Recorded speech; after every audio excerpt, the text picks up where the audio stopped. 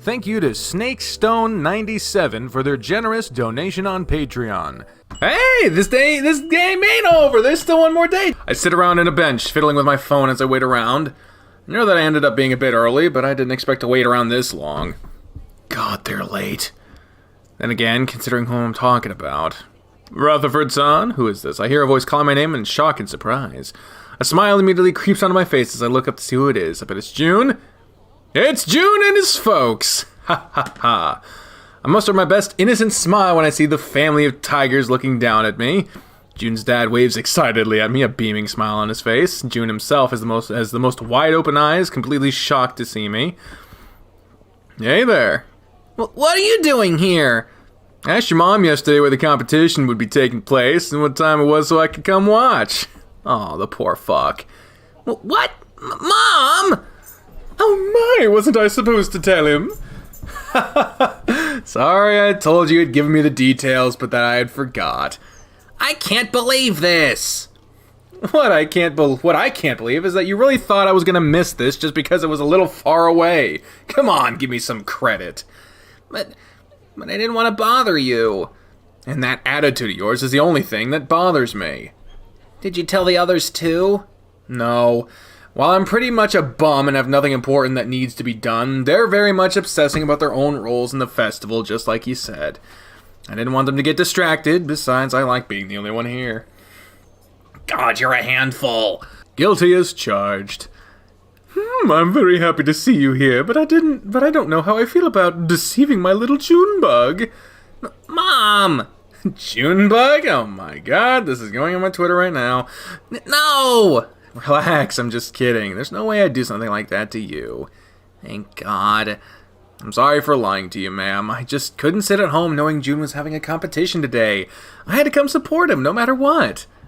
BriarsThorne. His face goes bright red. It goes bright head. And he can't even hold my gaze. His face goes bright head, and he can't even hold my gaze. His mom and dad both smile upon seeing him like this, seeming somewhat happy to see their son looking embarrassed.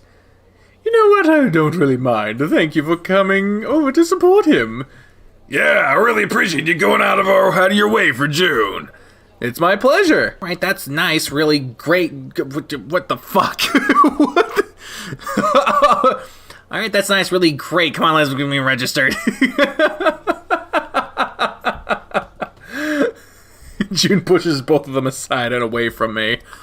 I know it shouldn't be. It shouldn't, but seeing him so embarrassed and scurrying to get his parents away from me makes me laugh. Ah, there is our man! There's our man right there! Oh, look at him in his fucking three-piece white suit with a bow tie! Oh, I love him so much. And here's my man right here. Spoovy! He's just Spoovy! He's got your nose! I got your nose! Oh, you don't want to be pet? You too good for me now? There you go, that's right. Unlike last time where we had to see June off at the lobby, this time they allowed us to accompany him to the backstage. I suppose since June's parents were already supposed to be accompanying him anyway, he felt bad about leaving me alone outside. He got changed as soon as we arrived here, and I have to admit, he really does look quite dashing in his suit.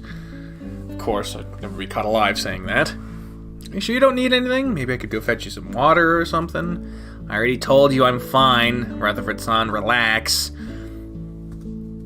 But, BriarsThorne, I already have a lot on my plate here. I can't be babysitting you too. Hey! Let June's parents laugh as they watch our conversation. They both seem to be satisfied just watching us talk silently. They're probably really amused seeing me get shot down so many times. Sorry, I'm just not used to you being so calm. I keep expecting you to flip out any second like you did last time. That's exactly why we came along. Well, partly because of that. The main reason was because after last time we just didn't want to risk him skulking out of the house to come without our permission. I already said I was sorry. Can we please not talk about this again? Sorry, I'm going to use that as leverage until the day I die. Great! I'm going to get guilt-tripped for the rest of my natural-born life. Why do you have to say it like that? The older tigers both chuckled to themselves, no doubt feeling amused and happy at their son's attitude. How are you so calm? Last time you were a wreck. Well, I still remember the words of encouragement you said to me back then. I repeat them inside my head whenever I get nervous. Plus, this is a much smaller venue. My main competition would be a Kutagawa-kun, and he's not taking part in this competition. He's not? No. He's already a well-established pianist. I did some digging after the last competition and found he's placed among the top 5 junior pianists in the country. He can get into any school he wants after this. He doesn't need to join small competitions. Since I'm trying to draw as much positive attention as I can, I have to take part in any competition I can, no matter how small. That's why I even went through the trouble of joining a competition in another town. Huh. You have it rougher than I thought. Depends on your point of view. If you think about it, I'm just trying to stand out.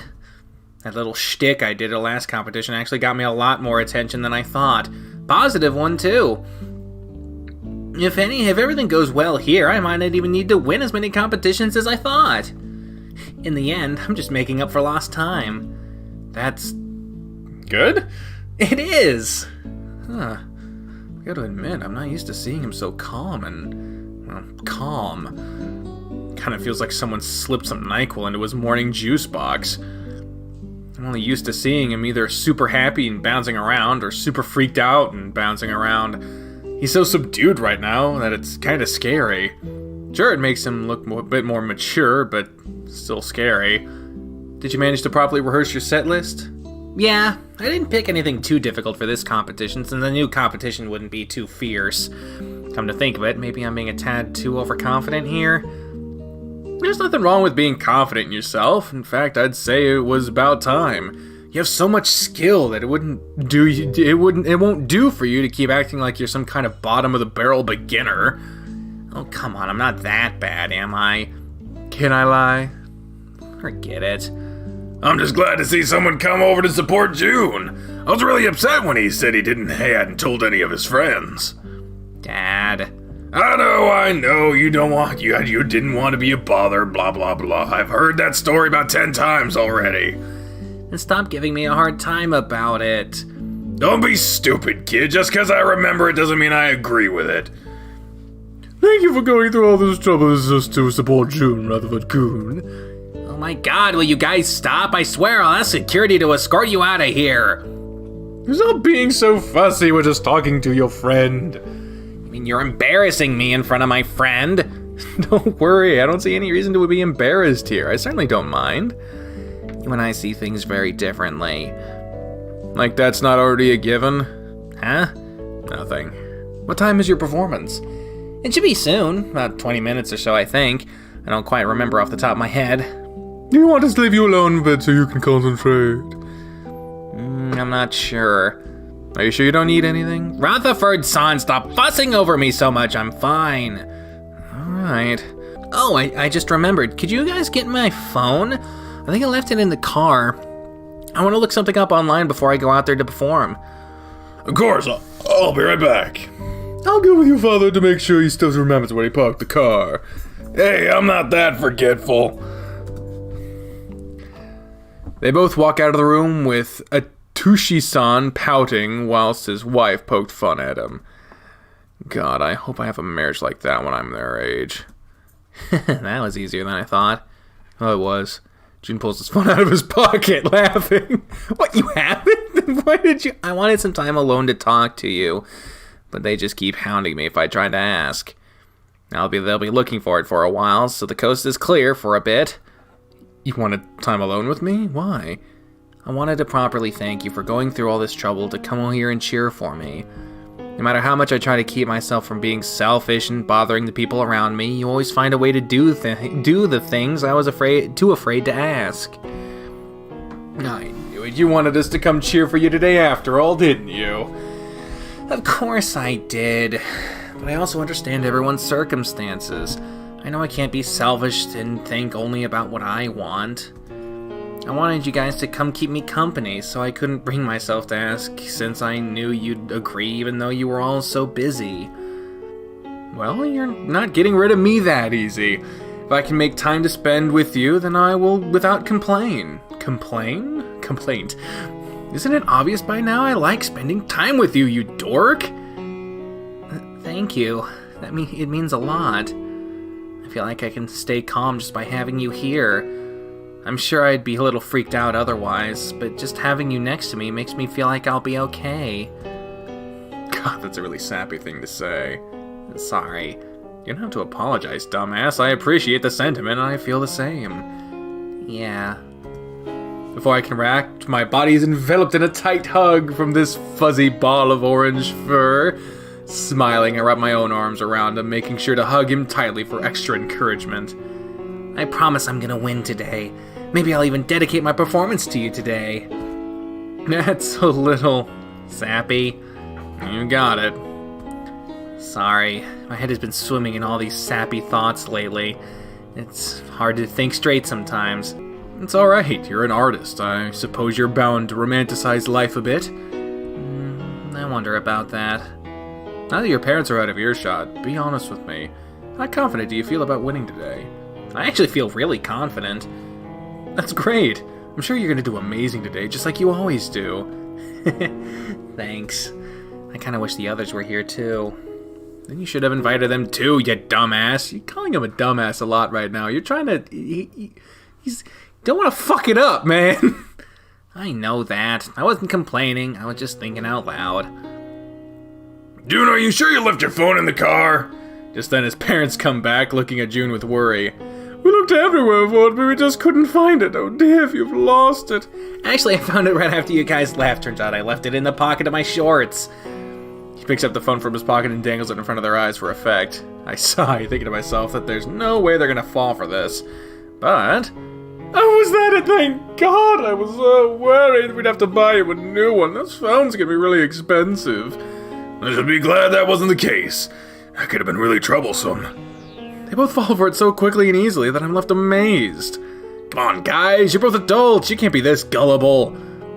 Jun Kobayashi, you're up next. Looks like I have to go prepare myself. Oh, that was quicker than I thought. Didn't you say it'd be another 20 minutes? I said I thought it would be 20 minutes. I wasn't sure. In any case, I'm gonna go look for some seats for the three of us. Good luck, son. We'll be praying for you. Don't be so dramatic, Dad. I'm not being dramatic. If anything happens to you... But, Dad... June comes them off with a stern voice. The tiger swallows his words, hesitating for a few seconds before smiling once again. Well, not important. Anyway, good luck. Your mom and I will be watching you from the crowd. I'm sure you will. Good luck, love. Thanks. He hugs the two of them as they continue to wish him good luck over and over again. After he's done with his parents, he turns to look at me. If I win, you better treat me to a good meal. He's never asked me to treat him to anything before. For some reason, hearing that brings a big smile to my face. Alright, if you win, you choose the restaurant, I'll take you there. No, not a restaurant. I want you to cook for me. Me? I don't think I could cook on par with a restaurant. Shuichi-san said that you're a really good cook. If I win, I want to see if it's true. Alright, whatever you want, just make sure you do win.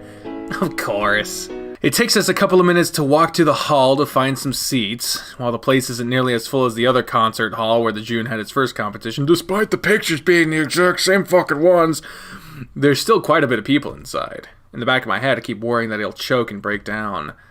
I silently chastise myself for thinking like this. I have no right to doubt him when he's as confident in himself as he was. Oh God, that is not good. He's gonna set himself up. Oh, this feels like a setup, man. Oh, I'm worried for him. Oh no. I'll just cheer for him and I'll be there to congratulate him when he's won. You're being so set that he's gonna win. Something bad's gonna happen, man. Oh, I'm scared. That's all I need to do right now. We watch June walk into the stage. He walks with firm steps and a straight back, bowing to the audience before reaching the piano. As soon as he sits at the piano, I see him reach for his pocket. Seems like he's pulled something out. It's so small that I can't see. Whatever that thing is, he holds it up against his chest for a few seconds. His eyes closed. Right now, everyone in the hall has their eyes on June, and just know he'll put all of his performance and will charm the entire audience, just like he charms me more and more every time he plays. Once he's finished his preparations, June reaches for the piano. His entire body begins to rock from side to side as his fingers dance across the key. Just one! He plays every song with one key! Just the one key! A beautiful melody echoes from the piano, enrapturing everyone in the audience. As soon as he begins to play, any and all whispers are forcefully silenced. Even if the song doesn't sound as difficult as the other pieces I've heard him perform, it captures my heart nonetheless. In this warm and dry room, I can see the lone tiger atop that stage, the lights all shining on him. I see particles of dust floating across the air around his body that looks so small all the way from up here. To me, it seems like even the air around him is dancing gracefully to the sound of his piano. Jun's piano is gentle, captivating, and beautiful, even more so than usual. I feel like all of the confidence he had is being transferred into the song. He's boldly advancing and carving a path for himself, earning the admiration in the hearts of each and every member of the audience. I don't even think the judges will be able to resist his charm today. His feet tap restlessly my feet tap restlessly as I resist the urge to get up from my seat and try to get closer. It seems to be a recurring feeling whenever I watch him perform. I want to get closer. I want to feel his melody echoing inside my chest. For a moment, I feel as if 1,000 butterflies are flying around in my stomach. I hear the last notes being played with a held breath, my heart beating faster and faster to the sound of music. My mind has gone completely blank, and I feel as if I were floating around in the air. This is bad. I feel like I'm getting completely taken in by this tiger. What the fuck? What the fuck happened? I make an effort to try to pay attention to the conversation at hand without burning the food that I'm preparing. Oh, he won! If this is a huge cut ahead, then I guess he won. Oh, God. The voice worse than Vic Coons. And what was it like performing in front of that huge crowd? It was really fun. I just felt really confident and ended up enjoying myself a ton this time around. Jun and my little brother are engrossed in a conversation as the tiger relates the events of the day to Aki. To make a short summary of it, once Jun finished performing both of his songs, he received a standing ovation from the audience. He was the only performer to garner that much attention. The results were announced a couple of hours later that after every performer had had their turn, Jun got a perfect score from all the judges, winning by a landslide! Yay! That said, he had received the highest score this competition had ever rewarded. Needless to say, we were all euphoric. His parents wanted to celebrate, but he insisted on making me do good on my promise.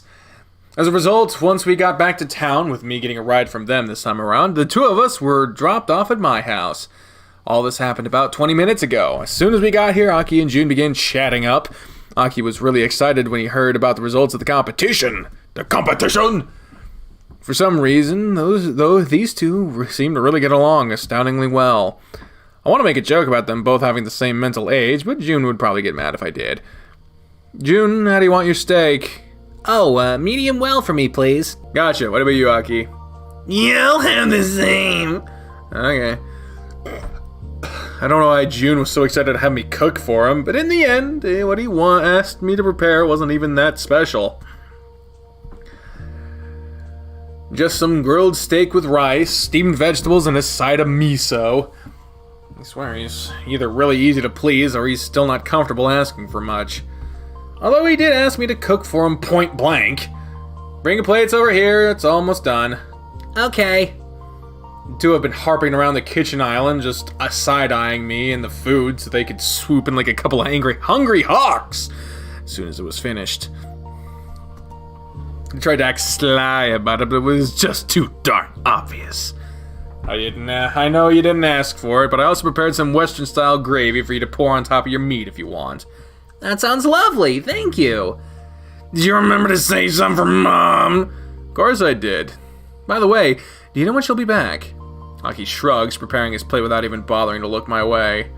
She said something about a late deadline and spending the night in the office, or in someone's else. I didn't really pay attention. You have to stop being so lazy around the house. You should at least pay attention when people talk to you. I was doing my homework. What, on a Sunday? Just because we don't have class doesn't mean I get to stop studying. Rutherford-san, I think you're forgetting that you're talking to Akiyoshi here, not yourself. Very funny. By the way, Aki, how are you doing with your studies? I'm doing okay, but the cram school I go to is having a parent-teacher conference next week, and Mom said she was too busy to go. I was wondering if you could go in her place. Can RTHRN even do that? As long as I'm over 16 and have a signed document from her mom explaining what I'm doing in her place, and yeah, I've been doing this for Aki for a while now. Yeah, Mom is pretty busy most of the time. She's almost never out of work. Actually, she's kind of working even when she's home. She's probably gonna die from a heart attack before she turns 50 if this keeps up. Aki, that's a horrible thing to say. The little twerp shrugs at me, stabbing a steak and cutting it up with a knife. That's what happens when people overwork themselves. The steak's really good, by the way. I really wish you wouldn't say such morbid things so casually. Wow, this is really delicious. This really is delicious. It's just a steak, it's nothing special. I really like it, though. I've been wanting to eat your homemade food for a while now, RTHRN. I'm happy I finally managed to. God, you're so easily pleased. No, I'm not. Just so happens that the things you need to do to please me are easy for you. Sure, if you say so. Still, this is really delicious. You've got to cook for me more often. I wouldn't mind. Just drop by for dinner every now and again. In exchange, I want to eat some of your food too. You've been bringing a lot of delicious-looking stuff to school, and I want myself some of that. It's a deal. Man, I could wish I could eat your food every day. Get married! This is a religious world! Is this how grown-ups flirt? Doesn't sound very romantic to me. What? Aki! What, did I say something wrong? Of course you did! Why would you say something like that in the first place? Aren't you guys dating? What? Aki stops chewing, staring at the two of us with a raised eyebrow. I can't really get a reading on what he's thinking sometimes, and it really bugs me. Oh, I thought, after you went through all the trouble to surprise him today and how close you were being, was I wrong? Of course you were wrong! I mean, come on, look at what you're even suggesting. We're both guys! He nods, cracking a half smile and looking me up and down. Yeah, I can see that. We're not in 1945 anymore, though. Two guys can date each other. It's normal. Yeah, June's face. He shrugs as if that were his way of saying, and that's that. Where are you even getting this? TV and the internet. I've got to install parental control on your phone. Won't do you any good. I'm better at using that stuff than you are. Wouldn't take me 5 minutes to crack it. Just stop saying weird stuff and we'll be fine. Weird stuff, huh? She? Who is she? Who is she? He shoots the two of us another suspicious look before sighing. God, you're both so clueless. What? Didn't hear you. Nothing. Anyway, I'm gonna go eat in my room. I still have to finish doing my homework. You two have fun. Sure, make sure to bring your plate down so I can wash it once you're done.